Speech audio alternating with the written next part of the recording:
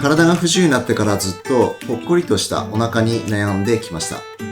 同じ脊髄損傷でお腹周りが麻痺している人は同じように悩んでいる方も多いんじゃないかなと思います。なぜぽっこりになってしまうのかというと、これは脊髄損傷でお腹周りが麻痺していると腹筋で内臓を押さえつけるということができないので、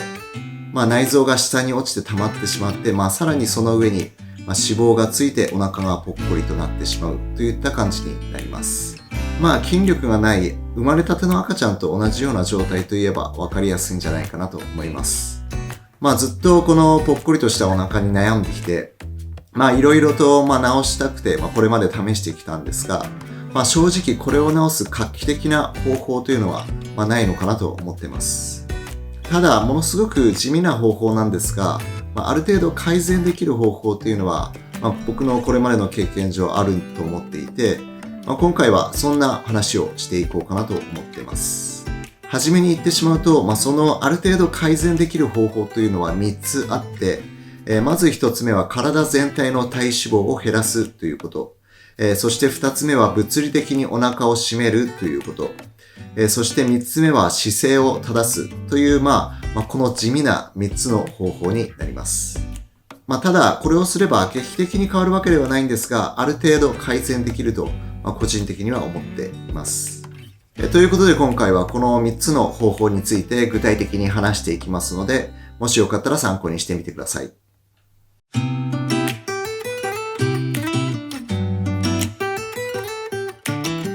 まず1つ目は体全体の脂肪を減らすということなんですが、これはぽっこりお腹の周りにはもちろん脂肪がついているので、それを落とすことで、ぽっこりを減らしたいわけなんですが、ただお腹の部分だけを落とすっていうのは難しいので、基本的には体全体の脂肪を減らすということで、同時にお腹周りの脂肪を落とすといった方法しかないのかなと思ってます。ただ注意しなきゃいけないのは、あまり脂肪を落としすぎて痩せすぎると、今度は骨が出てきて、褥瘡のリスクが高くなってしまうので、その辺は注意が必要なのかなと思ってます。そして体全体の体脂肪を落とす具体的な方法としては、真面目な話になってしまうんですが、食事管理というのが、結局一番大事なのかなと思ってます。脊髄損傷で下半身が麻痺している人は、下半身の筋肉というのがないので、結局体全体の筋肉量が少ないので、一般的な人と比べると基礎代謝というのが低いと言われています。なので一般の人と同じように、周りの人と同じように食事をとっていると、脂肪はどんどん増えていくと思います。もちろん人それぞれ体質というのがあるので、脂肪がつきにくい人、つきやすい人っていうのが、あるとは思うんですが、自分に合った食事の量というのを見つけて、しっかりと管理していくというのが、真面目な話になってしまうんですが、体脂肪を増やさないためには、結局一番大事なのかなと思ってます。そして動かせる筋肉が限られている中でも筋トレをして、できるだけ筋肉量を増やすというのも、大切だなと思っていて、そうすることで基礎代謝を、できるだけ増やして、できるだけ太りにくい体を作るというのも大切なのかなと思ってます。ということで地味なことなんですが、結局こういったつまり太らないというのがお腹のぽっこりを防ぐ一つの方法なのかなと、個人的には思ってます。そして2つ目は物理的にお腹を締めるという方法です。これもなかなか地味な方法なんですが、意外と効果があって、ウエストがきつめのパンツを、おへそのあたりで履くようにして、ぽっこりお腹を潰してやる感じにすると、緩いパンツを履くよりはだいぶお腹がすっきりと、見えるんじゃないかなと思います。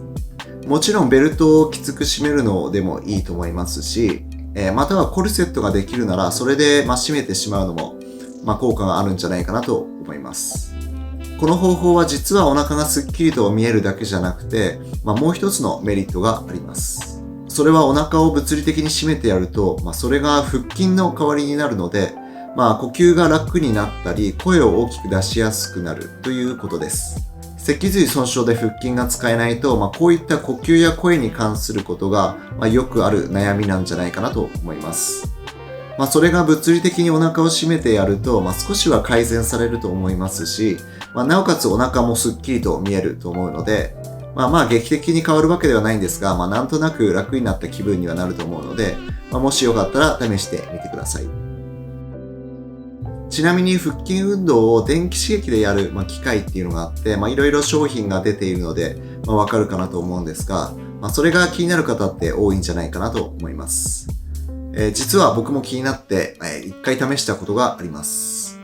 それで、結果どうなったのかというと、結局数日やっただけでは効果はなかったです。こういうのって結局毎日やって、それで数ヶ月続けてやらないと、効果というのは現れないんじゃないかなと思っていて、結局僕の場合はそこまで毎日時間を、かけて数ヶ月やるっていうことができなくて、その努力ができるのであれば他の方法に時間を費やそうというふうに思って、途中で挫折しました。一般の人でも多くの人がそうやって挫折していくんじゃないかなと思ってます。なのでもしそういったものを試してみたいなら、数ヶ月継続してやれるのかというのを、自分に問いただしてから、商品を購入するのがいいのかなと思ってます。数日やっただけではそういうのは効果は出ないと思います。そして話を戻して最後3つ目の、ぽっこりお腹を改善させる方法というのは、これはまた地味な方法になってしまうんですが、姿勢を正すということです。車椅子に深く座って胸を張って座るというのは、体幹が効かない僕らにとっては前に倒れてしまうので難しいとは思うんですが、基本的には車椅子に浅く座っていたり、背中が丸まって座っているとお腹のぽっこりというのは目立つんじゃないかなと思ってます。それで具体的にどうすればいいのかというと、もちろん意識して、できるだけ車椅子に浅く座りすぎずに、胸を張るようにするっていうのは大事なのかなと思います。それからその上で車椅子用のクッションと背もたれのその2つの調整で、車椅子上での姿勢というのはだいぶ変わってくるんじゃないかなと思っています。この車椅子用のクッションと背もたれについては、他の動画で詳しくやっているので、ぜひそちらも見ていただけると嬉しいです。車椅子用のクッションに関しては、もちろん褥瘡予防の効果があるものが大前提になるとは思いますが、そのクッションによって、座り心地というのがだいぶ変わってくると思いますし、座った時の安定感というのも、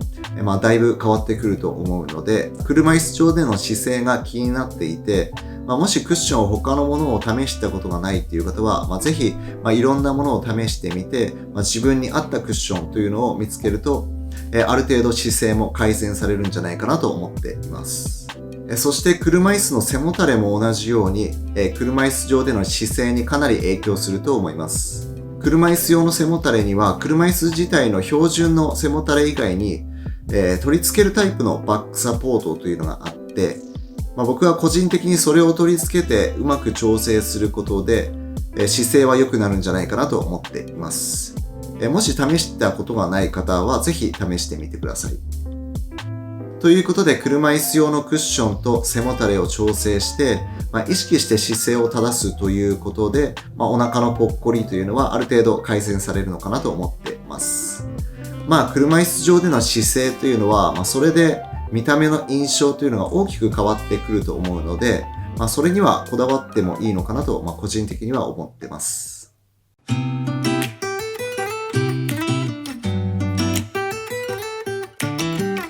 ということでまとめると、ぽっこりお腹を治す画期的な方法というのはなくて、体脂肪をある程度減らして、物理的にお腹を締めて姿勢を正すという、この地味な3つの方法で改善させていくしかないのかなと、個人的には思っています。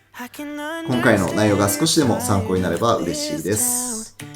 といった感じで今回の動画は以上になります。この動画の感想をぜひコメント欄に書いてリアクションしていただけると嬉しいです。それではこれで終わりたいと思います。ご視聴いただきありがとうございました。